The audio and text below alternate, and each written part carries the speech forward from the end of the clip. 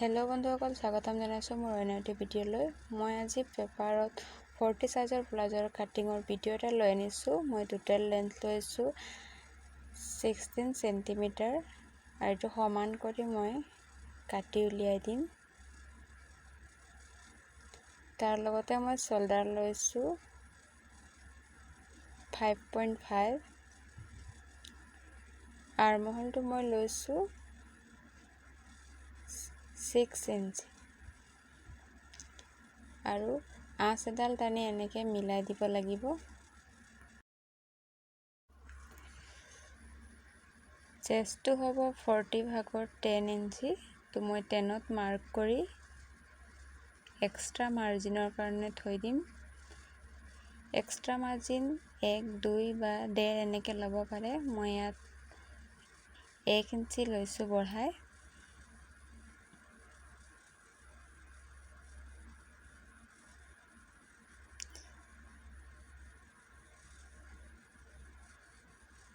কঁকালটো লৈছোঁ মই 34 আৰু টাক্সৰ কাৰণে 1 পইণ্ট আৰু এক্সট্ৰা ইফালে 1 লৈ মই এনেকৈ চিধা আঁচ এডাল টানি দিম। ওপৰৰ পৰা তললৈকে সমান কৰি দিব লাগিব এনেকৈ।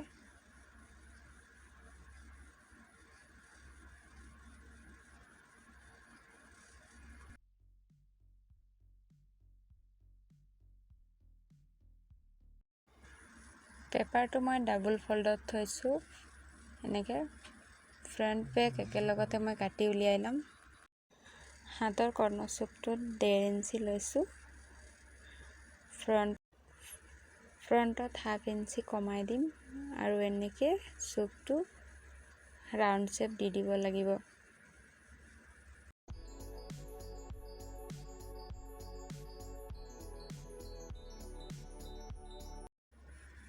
ফ্ৰণ্ট ছাইডত বেল্টৰ কাৰণে ল'ব লাগিব 3.5 ইঞ্চি।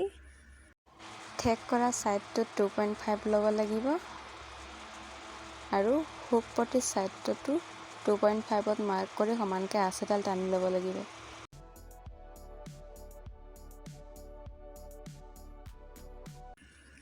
আৰু মাৰ্জিনৰ চিনটোৰ পৰা এনেকৈ ভাঁজ কৰি চেণ্টাৰ পইণ্ট উলিয়াই চেণ্টাৰ পইণ্টটোলৈকে এনেকৈ মিলাই দিব লাগিব।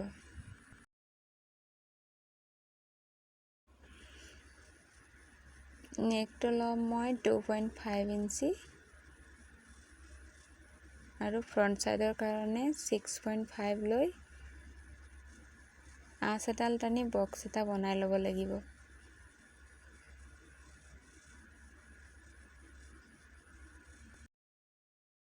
এতিয়া কাটৰি শ্বেপটো দিবৰ কাৰণে 40ক 6ৰে হৰণ কৰি মই ইয়াত পাইছোঁ 6.6ত মাৰ্ক এটা কৰি ল'ম আৰু ইয়াত পইণ্ট এটা উলিয়াই ল'ব লাগিব আৰু ইফালে 1 লৈ কৰ্ণৰ চুকটোৰ ফ্ৰণ্ট ছাইডটোৰ চুকটোৰ পৰা 2.75ত মাৰ্ক কৰি ওপৰৰ পৰা তললৈকে এনেকৈ আঁচ এডাল টানি মিলাই ল'ব লাগিব। এয়া কাটৰি শ্বেপটো দিয়া হৈ গ'ল।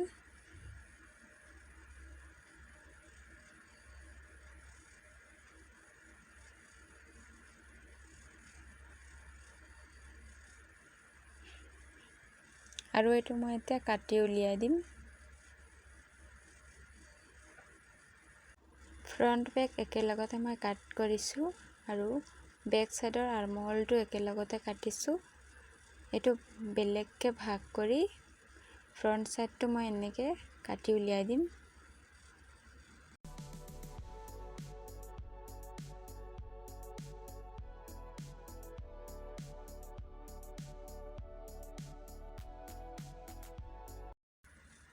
এয়া চব ভাগ কৰা হৈ গ'ল আৰু এতিয়া বেক ছাইডৰ ডিঙিৰ দৈৰ্ঘ্যটো মই জুখিব লাগিব। ফ্ৰণ্ট ছাইডত যেনেকৈ 2.5 লৈছিলোঁ ইয়াত 2.5 ল'ম আৰু বেক ছাইডত 1/2 ইঞ্চি কাটি উলিয়াই দিম, যিহেতু ফ্ৰণ্ট ছাইডৰ সমানে মই কাটি থৈছিলোঁ।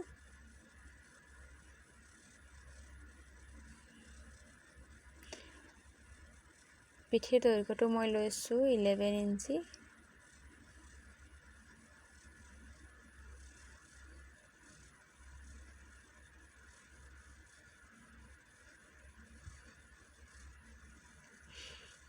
আৰু ওপৰৰ পৰা তললৈকে মই বক্স এটা বনাই ল'ম।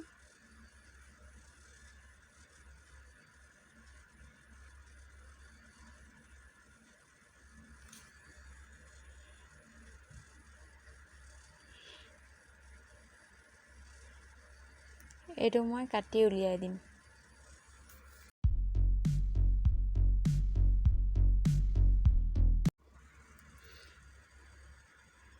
এতিয়া ফ্ৰণ্ট চাইডৰ আৰ্মহোলটো চুকটো মই 1/2 ইঞ্চি এনেকৈ কাটি উলিয়াই দিছোঁ, যিহেতু বেকৰ সমানে কাটি থোৱা আছিলে। আৰু কাটৰিৰ ইয়াত তেনেকৈ ৰাউণ্ড শ্বেপটো দি দিছোঁ। আৰু মই এইটো এতিয়া কাটি উলিয়াই দিম। বেল্ট ভাগটো কাটি লৈছোঁ প্ৰথমে।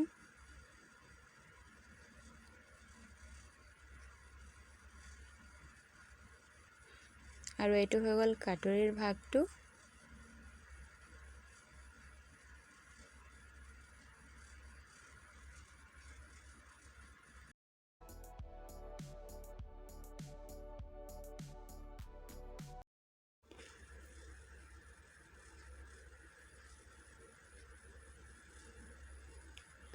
ফ্ৰণ্ট বেক এয়া বেল্ট কটা হৈ গ'ল, কাটৰি বাকী আছে। আৰু বেক চাইডৰ টাক্সৰ কাৰণে মই লৈছোঁ 4.5ত আৰু ওপৰ ফালে এনেকৈ 4 ইঞ্চিত আৰু দুটা চাইডতে সমানে 1/2 ইঞ্চিকৈ মাৰ্ক কৰিব লাগিব।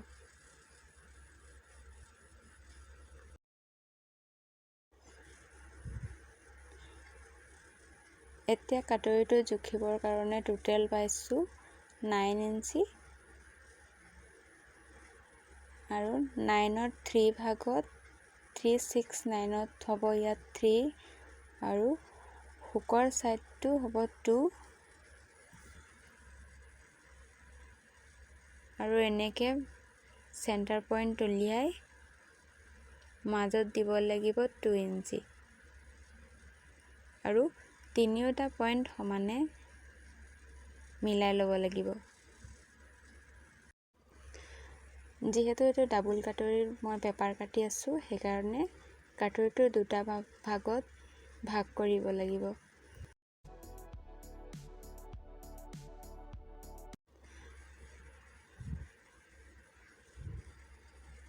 কাটৰিৰ কাৰণে এক্সট্ৰা পেপাৰ ল'ব লাগিব।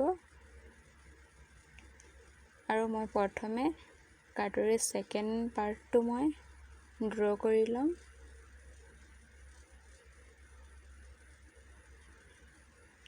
এনেকৈ মই কাটৰিৰ ছেকেণ্ড পাৰ্টটো মই ড্ৰ কৰি ল'ম।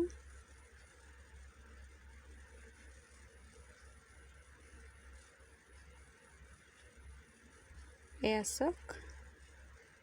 তাৰপিছত মাজৰ ভাগত 1 ইঞ্চি গেপ দি কাটৰিৰ ফাৰ্ষ্ট পাৰ্টটো মই একেলগতে ইয়াত ড্ৰ কৰি ল'ম।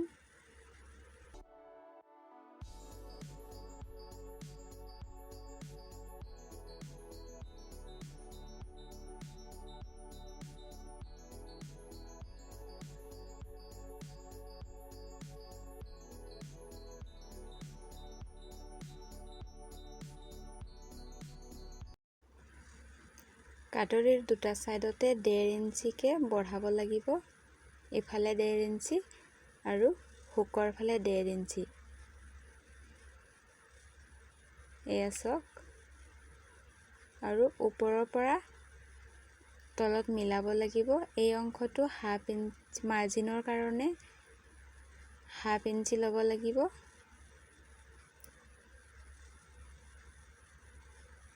আৰু মাজৰ ভাগত দুটা পাৰ্টত মাৰ্জিনৰ কাৰণে এক্সট্ৰা 1 ইঞ্চি বঢ়াই লোৱা হৈছিলে, তাৰ মাজত হাফকৈ দুটা পাৰ্টত ভাগ কৰিব লাগিব। ইঞ্চি টেপৰ সহায় লৈ ইয়াৰ মাজৰ চেণ্টাৰ পইণ্টটো উলিয়াব লাগিব। এয়া আৰু এই চেণ্টাৰ পইণ্টটোৰ পৰা তলৰ ফালে 1.5 ইঞ্চিত মাৰ্ক কৰিব লাগিব আৰু ওপৰৰ পৰা 1/2 ইঞ্চিকে তললৈ মিলাই যাব লাগিব।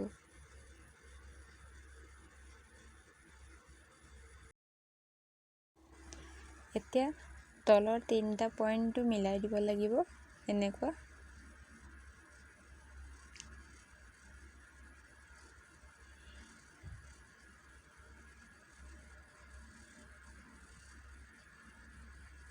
এইটো টাক্সৰ কাৰণে মিলাব লাগিব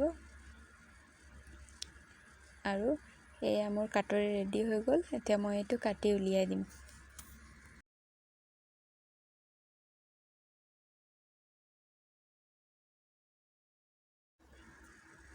এয়া কাটৰিৰ দুটা পাৰ্ট মই ৰেডি কৰিলোঁ আৰু কাটৰিৰ তলৰ টাক্সৰ কাৰণে মই লৈছোঁ 1.5 ইঞ্চি। এইটো আপোনালোকে কম বেছি পৰিমাণে ল'ব পাৰিব, 1/2 বা 2.5 ল'ব পাৰিব। আৰু চেণ্টাৰ পইণ্টৰ ওপৰ ফাললৈকে মই এনেকৈ টাক্সৰ কাৰণে মিলাই ল'লোঁ। আৰু এতিয়া স্লিভৰ কাৰণে মই টোটেল লেন্থ লৈছোঁ 10 ইঞ্চি। 10 ইঞ্চিৰ আঁচ এডাল টানি স্লিভৰ কাৰণে এই তলৰ পিনে 3 ইঞ্চি ডাউন কৰিব লাগিব। এয়া চাওক স্লিভৰ শ্বেপটো মই দিছোঁ আৰু মোৰ স্লিভটো হৈছে 6 ইঞ্চি আৰু 3 ইঞ্চি মই এক্সট্ৰা মাৰ্জিনৰ কাৰণে মিলাই টোটেল 9 ইঞ্চিত মই মাৰ্ক কৰি ল'ম।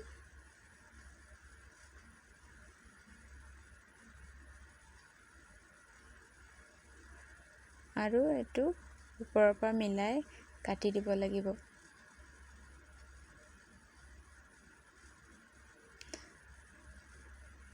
ফ্ৰণ্ট বেক মই একেলগতে কাটিছোঁ আৰু এতিয়া ফ্ৰণ্ট ছাইডৰ কাৰণে মই 1/2 ইঞ্চি এনেকৈ কাটি উলিয়াই দিছোঁ। এয়া চাওক মোৰ স্লিভ ৰেডি হৈ গ'ল আৰু এইটো হৈ গ'ল বেক পাৰ্ট 40 চাইজ। এইটো ফ্ৰণ্টৰ।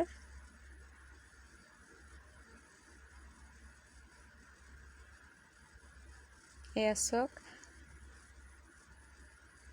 আৰ্মহোলৰ চুকটো 1/2 ইঞ্চি ফ্ৰণ্ট ছাইড কম আছে আৰু এইটো হৈ গ'ল কাটৰিৰ ফাৰ্ষ্ট পাৰ্ট, ছেকেণ্ড পাৰ্ট আৰু বেল্ট আৰু স্লিভ। এয়া চাওক যদি মোৰ ভিডিঅ'টো চাই বা ভাল পাইছে আৰু বুজাত যদি সহায় হৈছে তেনেহ'লে প্লিজ লাইক, কমেণ্ট আৰু ছাবস্ক্ৰাইব কৰি দিব।